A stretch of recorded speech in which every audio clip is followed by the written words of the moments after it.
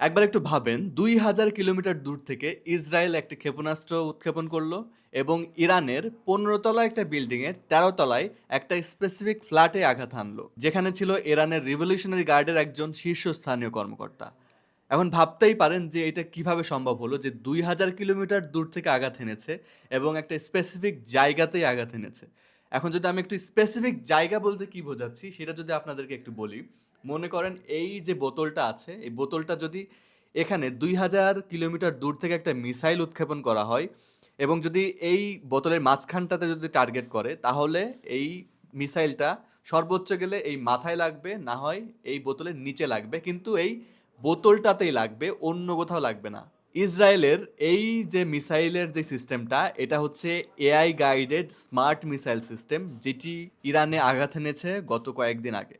এই মিসাইলটাতে যেই সিস্টেমটা ইউজ করা হয়েছে, যার ভুল হওয়ার সম্ভাবনা মাত্র ৩০ সেন্টিমিটার, যেটি আমি আগেই দেখিয়েছি আপনাকে। এখন এই মিসাইলটা যখন হচ্ছে উৎক্ষেপণ করা হয়, ইনিশিয়ালি যখন এটা তো প্রথমে আকাশের দিকে ওড়ে, দেন তারপরে হচ্ছে নিচে নামে।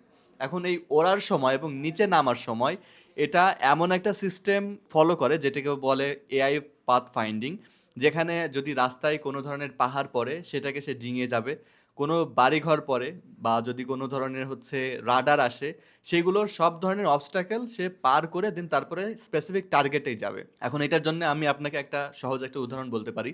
মনে করেন আপনি হচ্ছে একটা স্পেসিফিক জায়গা থেকে আরেক জায়গায় যাবেন, রাস্তায় যদি কোথাও একটা ট্রাফিক থাকে, আপনি অন্য একটা রুট দিয়ে কিন্তু সেই জায়গায় যেতে পারেন, বা যদি ওই রুট দিয়ে যাওয়ার সময় যদি কোথাও জ্যাম থাকে, আরেকটা রুট দিয়ে আপনি যেতে পারেন। কিন্তু আপনার কিন্তু স্পেসিফিক একটা রুট আপনি কিন্তু তখন আর ফলো করতেছেন না।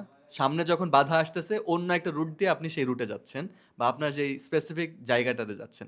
এই মিসাইলটাও ঠিক সেইম সিস্টেমটা ইউজ করেছে। এটাকে বলে এআই পাথ ফাইন্ডিং, যেখানে যখনই কোনো ধরনের একটা অবস্টাকেল পেয়েছে, অন্য একটা রুট দিয়ে সে তার স্পেসিফিক জায়গাতেই সে শেষ পর্যন্ত হানা দিয়েছে। এখন অন্যান্য যে সকল মিসাইলগুলো সাধারণত হয় যেখানে এআই সিস্টেম ব্যবহার করা হয় না, সেখানে যদি এই মিসাইলটা ০.২ ডিগ্রি অ্যাঙ্গেলও যদি এদিক ওদিক হয়, তাহলেও প্রায় ৭০০ মিটার দূরে কোথাও গিয়ে পড়বে। সো এখানে এই যে এআই পাথ ফাইন্ডিং সিস্টেমটা ইউজ করা হয়েছে, যার কারণে এ নিজেই নিজের পাথটাকে ঠিক রেখে যখনই একটু এদিক ওদিক হয়ে গেছে, আবার সেই পাথের দিকে চলে গেছে, যার কারণে আর অন্যদিকে এ টার্গেট করতে পারেনি। এখন প্রশ্ন হলো যে ইরানের মতো একটা দেশে যেখানে এত শীর্ষস্থানীয় একজন কর্মকর্তা তাকে আঘাত এনেছে, এটা কিভাবে পসিবল হলো? এর পিছনের আসলেই কি ধরনের মাইন্ড কাজ করেছে বা এর পিছনে আসলে কি ধরনের টেকনোলজি কাজ করেছে? আর তার থেকে বড় যেই প্রশ্নটা সেটা হচ্ছে যে এই যে একজন শীর্ষস্থানীয় কর্মকর্তা সে যে ১৫ তলা বিল্ডিং এর ১৩ তলাতেই থাকতো বা স্পেসিফিক একটা রুমের মধ্যেই যে ছিল, এইটা কিভাবে ইসরায়েল বুঝতে পেরেছে?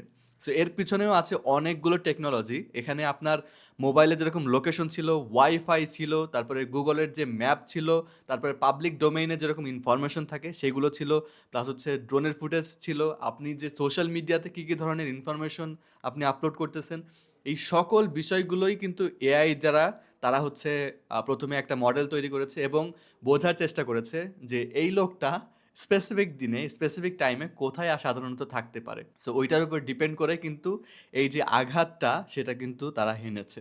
তার মানে কি বুঝতে পারতেছেন? আপনার যে সকল ইনফরমেশনগুলো পাবলিক ডোমেইনে থাকতেছে, সেগুলো কিন্তু কোনোটাই কিন্তু সিকিউরড না।